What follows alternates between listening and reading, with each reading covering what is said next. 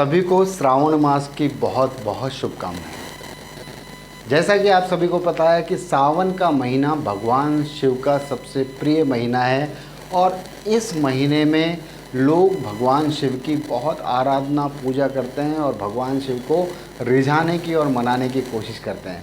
आज हम बात करेंगे भगवान शिव से हमें क्या सीखना चाहिए, भगवान शिव को महादेव क्यों कहते हैं, कुछ बातें।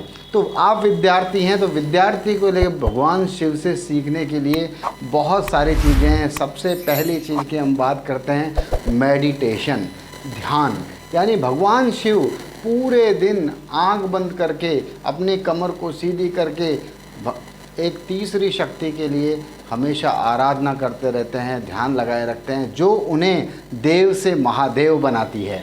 पहली चीज़। दूसरी चीज़ कि महादेव हमेशा विनम्र रहे हैं, यानी भगवान शिव ने कभी अपने आप को महादेव खुद नहीं कहा और ना ही कभी उन्हें अब इस बात का घमंड हुआ कि मैं बहुत सर्वशक्तिमान हूँ, मैं शक्तिमान हूँ। उन्होंने हमेशा विनम्र भाव से भगवान विष्णु को, और भगवान विष्णु ही नहीं, जब भगवान विष्णु ने भगवान राम के रूप में धरती पर मानव रूप में अवतरित हुए तब भी उन्होंने भगवान राम को ही अपने पूजनीय माना, उनको ही हमेशा अपना देव माना।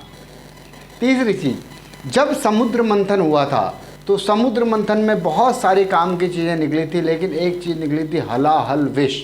हलाहल विष निकलते ही सारे देवी देवता दूर हो गए, पीछे हट गए, लेकिन भगवान शिव ने उस हलाहल विष को अपने गले में रखा और नीलकंठ कहलाए। यानी अगर आपको कहीं बुराइयां दिखे तो उस बुराइयों को ना अपने ऊपर हावी होने दीजिए और ना ही किसी और पर हावी होने दीजिए। अगला नेक्स्ट पॉइंट आता है कि भगवान शिव को कभी भी अपने ऊपर घमंड नहीं हुआ, जबकि भगवान इंद्र को, नारद मुनि को, यमराज को और भी बहुत सारे देवताओं जिनको अपनी शक्ति पर बहुत घमंड था, लेकिन इतनी शक्ति होने के बाद जिस प्रकार एक पेड़ के ऊपर फल लगने के बाद पेड़ झुक जाता है फलों के बोझ से, इसी तरीके से विनम्र व्यक्ति कभी भी लोगों के सामने चौड़ा नहीं होता, वो हमेशा लोगों के सामने विनम्र और कृतज्ञ रहता है। तो आपको ये भी भगवान शिव से सीखनी चाहिए। इसके बाद आता है कि भगवान शिव ने हमेशा किसी ना किसी को वरदान दिया है, यानी आपको देने वाला हेल्पफुल होना चाहिए।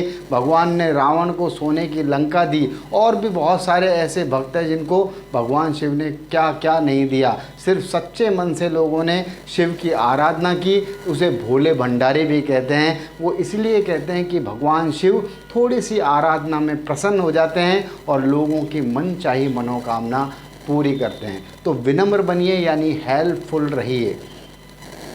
भगवान शिव से सीखिए एडेप्टिबिलिटी, यानी अनुकूलन क्षमता। भगवान शिव कैलाश पर्वत पर, जहाँ पर बर्फीली हवाएं चलती है, पूरा पहाड़ बर्फ़ से ढका हुआ है, वहाँ पे भी वो केवल एक मृगशाल में रहते हैं, यानी उन्होंने अपने आप को वातावरण के अनुकूल बना लिया।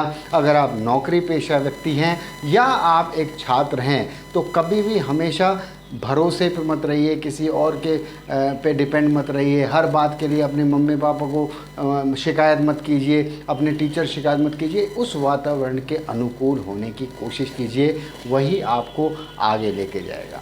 तो थैंक यू सो मच। मुझे आशा है कि आपको भगवान शिव के बारे में बहुत सारी अच्छी चीज़ें पता चली होगी, लेकिन मेरी इन सब चीज़ों को अपने जीवन में, अपनी लाइफ में अमल में लाने के लिए पहले आप शिव जी के बारे में जानिए, शिव के बारे में जानकारी लीजिए, शिव के बारे में पढ़िए।